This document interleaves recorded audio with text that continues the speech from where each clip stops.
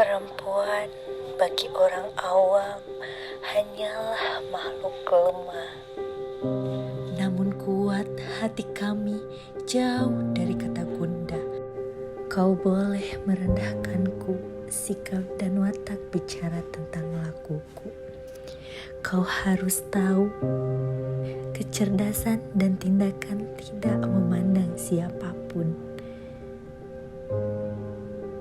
Ragamu boleh terpasung, tapi jiwa dan pikiranmu harus terbang sebebas-bebasnya. Dan ku persembahkan kisah ini untuk seluruh perempuan kuat di muka bumi pertiwi.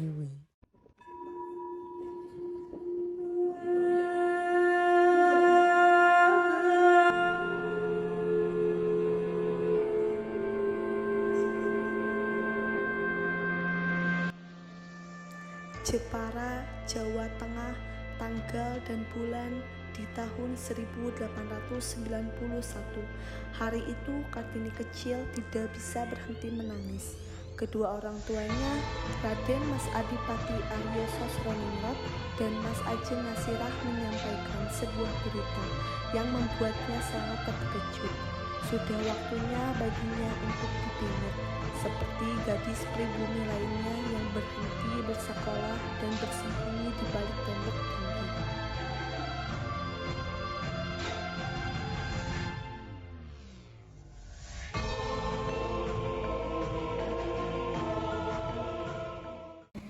Pak, Bu, Trinil ingin melanjutkan sekolah. Trinil ingin menjadi gadis pribumi yang cerdas, memiliki cita-cita, membuat dunia ini terang. Trinil tidak mau dipingit. Trinil ingin melanjutkan sekolah, Pak, Bu. Tidak, Trinil, Bapak kali ini tidak menyetujui hal ini karena ini adalah tradisi sejak dulu. Sudah saatnya kamu dipingit.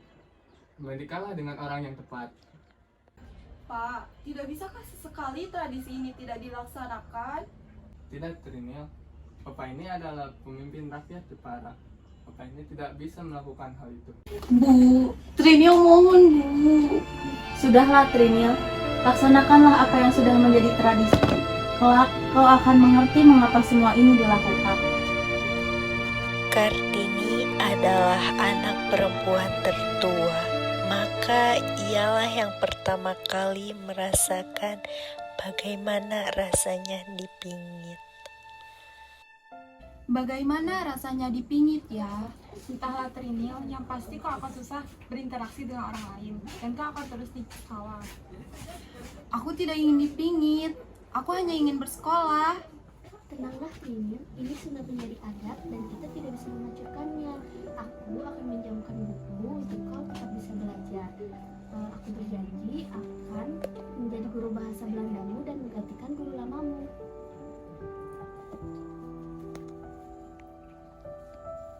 Terima kasih, aku sangat menyayangi kalian semua. Perasaanku saat ini sangat kacau. Semuanya terasa seperti di penjara. Bersabarlah hatiku, aku tahu kamu wanita yang hebat dan kuat. Ya, itu pasti. Sebenarnya dipingit itu apa? Entahlah, ibu bilang aku tidak akan sebebas dulu lagi. Kemanapun aku pergi, aku akan selalu dikawal. Sebenarnya aku tidak masalah dengan itu semua. Aku hanya ingin bersekolah. Aku, Rukmini dan juga Karina masih bersekolah. Kapan kami akan dipingit juga? Saat kita umur 12 tahun semati, iya kan Trinil? Kartini sedang duduk di salah satu bangku kayu yang terletak di belakang rumahnya. Tiba-tiba, dua gadis berwajah Eropa terlihat berjalan dari kejauhan. Kartini memikirkan matanya dan tertawa gembira melihat siapa yang datang mengunjunginya. Dua sahabatnya, Rosa Abedanon dan Stella. Mari kita duduk di sana. Bagaimana kabarmu Kartini? Secara fisik, aku memang baik-baik saja. Tetapi aku tidak bisa memungkiri bahwa batinku sangat terasa perih. Kalian tahu kan, aku tidak bisa berdiam diri. Kami mengerti Kartini, kami pun sangat merindukanmu. Tidak ada lagi gadis pribumi yang cerdas dan ceria sepertimu. Kelak sangat terasa sepi sekali. Aku Aku juga sangat merindukan kalian, tetapi tradisi ini membuatku tidak bisa melakukan apapun yang aku mau. Aku pun tidak mengerti dengan tradisi ini. Apa salahnya perempuan bersekolah? Aku pun berpikir seperti itu. Jika kau tidak bersekolah, apa yang akan kau lakukan Kartini?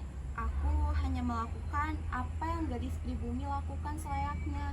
Lalu aku akan menikah. Itulah yang dikatakan ibuku. Oh, bersabarlah Kartini. Jika kau membutuhkan bantuan kami akan selalu membantumu. Terima kasih Stella, Rosa. Kartini, ini kami membawakan beberapa buku untukku. Di antaranya ada yang berbahasa Belanda. Kamu bisa mempelajarinya dengan ini. Sungguh, aku tidak bisa mengatakan apapun lagi. Kami akan mengunjungimu bersama Ani dan Tanko. Kami akan menemanimu melewati masa-masa sedihmu.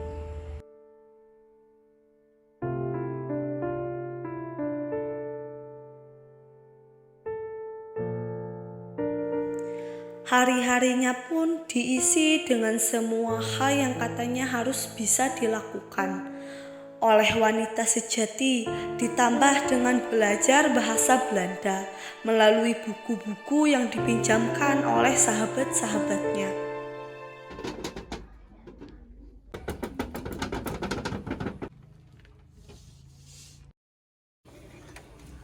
Kardina, Rukmini, Sumatri, apa yang kalian lakukan di sini? Apa yang kalian lakukan di sini? Trinil, ayo kita pergi. Ya, ayo kita berkeliling Jepara. Kalian tahu kan, kalau aku dipingit, aku harus pergi dengan pengawalan. Dan tidak mungkin aku bisa bebas berinteraksi dengan masyarakat. Maka dari itu, jangan sampai bapak dan ibu tahu. Kami akan mengawalmu. Baiklah, kalian tunggu di sini ya.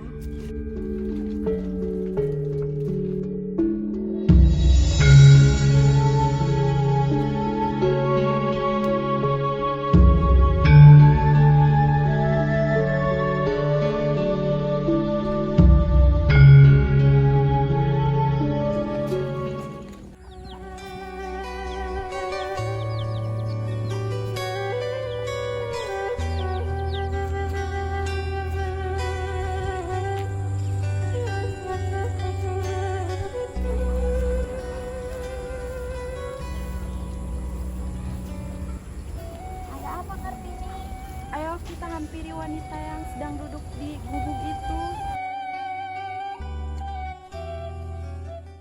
Apa yang mengganggu pikiranmu Kartini? Ada beberapa hal yang ingin aku ketahui. Lagi pula, tak apa kan jika aku berbicara dengan pribumi lainnya.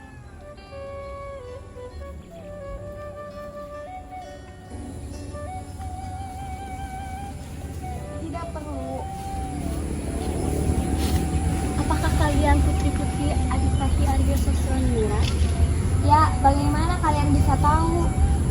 Tentu saja, beliau adalah Bupati Jepara. Kami beberapa kali melihat kalian bersama Bupati. Mengapa kalian pergi tanpa pengawalan? Apakah kalian tadi dipingit? Bu, apakah boleh saya bertanya? Boleh. Apakah benar dipingit adalah suatu hal yang harus dilakukan oleh seluruh masyarakat pribumi? Tentu saja, ini sudah ada sejak zaman nenek moyang kita. Lagi pula, dipingit membuat kita bisa menjaga diri dan terus berhati-hati dari kaum lelaki yang bukan mungkin kita hingga kita menikah. Apakah kalian bersekolah? Kami hanya rakyat biasa. Sejak kecil kami tidak bersekolah. Yang bersekolah hanya orang Belanda dan kaum pribumi.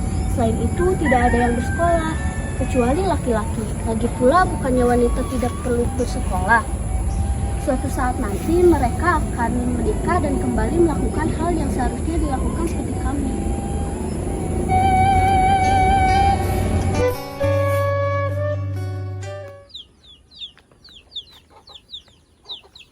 Rosa, sejak kapan kau di sini? Apakah kau bersama dengan sahabat-sahabat yang lain? Tidak Kartini, aku bersama kedua orang tuaku. Benarkah? Kalau begitu, di mana mereka? Sudah lama sekali aku tidak bertemu. Aku ingin bertemu dengan Tuan dan Nyonya Bendanon. Sebenarnya ada yang ingin aku katakan padamu. Aku akan pergi. Maksudmu apa, Rosa? Aku akan sekolah ke Belanda. Aku sudah lulus. Aku ingin melanjutkan pendidikan yang lebih tinggi. Lalu, bagaimana dengan Stella, Ani, dan Pankoy? Mereka akan ikut. Kami akan pergi bersama. Sebenarnya kami ingin mengajak kau ke Belanda, tapi kami sadar orang tuamu tidak akan mengizinkanmu. Aku tidak tahu lagi harus bagaimana berpisah dengan kalian, Rosa. Tidak apa-apa, kita masih bisa mengirim surat. Kami akan selalu membalas surat-suratnya. Nanti kami akan memberitahu bagaimana keadaan di luar. Hari-hari dilewati oleh Kartini dengan lebih bersemangat. Ia selalu berkirim surat dengan sahabat-sahabatnya, termasuk Tuan dan Nyonya Abendanon. Ada banyak hal yang diceritakan oleh sahabatnya, termasuk melanjutkan pendidikan melalui beasiswa kedokteran di Belanda untuk Kartini.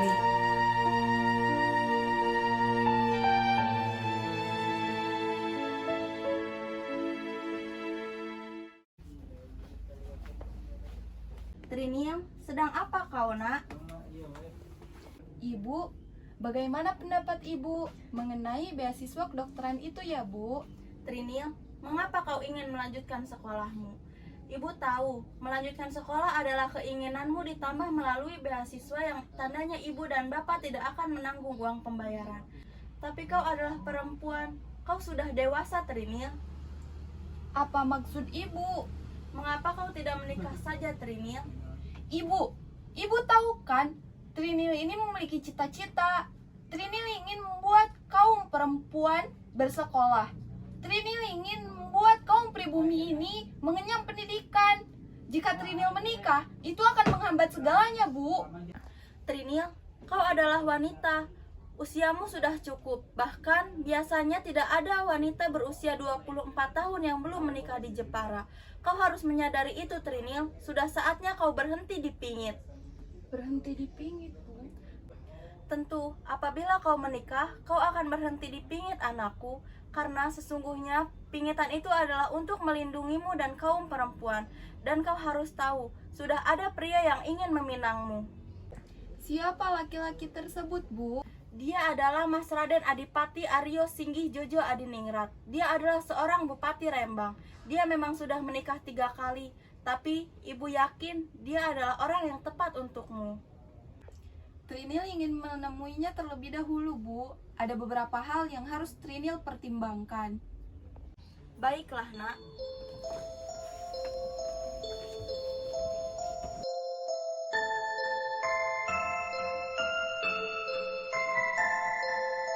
Kartini, kedua orang tuanya, Kartina, Sumatri, dan Rukmini berdiri di ampang pintu, menunggu kehadiran sosok yang sudah ditunggu-tunggu.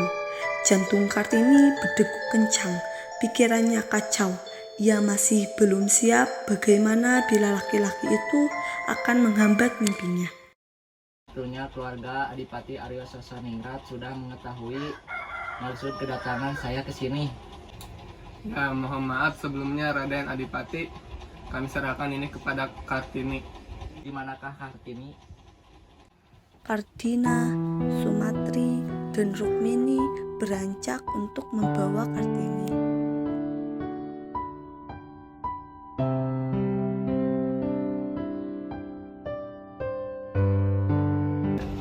Bapak, Ibu, bolehkah Trinil berbicara berdua saja bersama Mas Raden Adipati Aryo Singgih Jojo Adiningrat? Baiklah, boleh.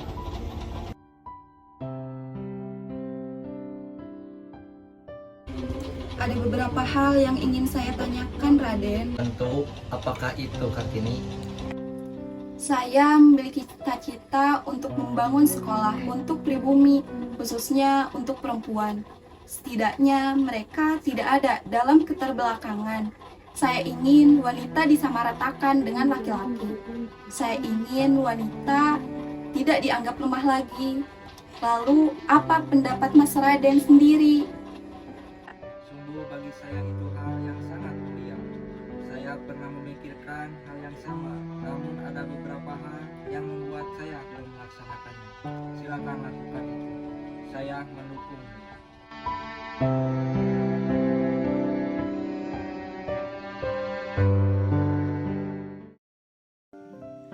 Setelah perjuangan panjang, emansipasi wanita dan berbagai mimpi yang ia coba wujudkan, akhirnya ia menutup usia kelak.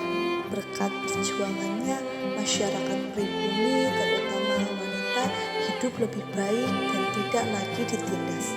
Seluruh rakyat pribumi dapat bersekolah siapapun itu berkat perjuangan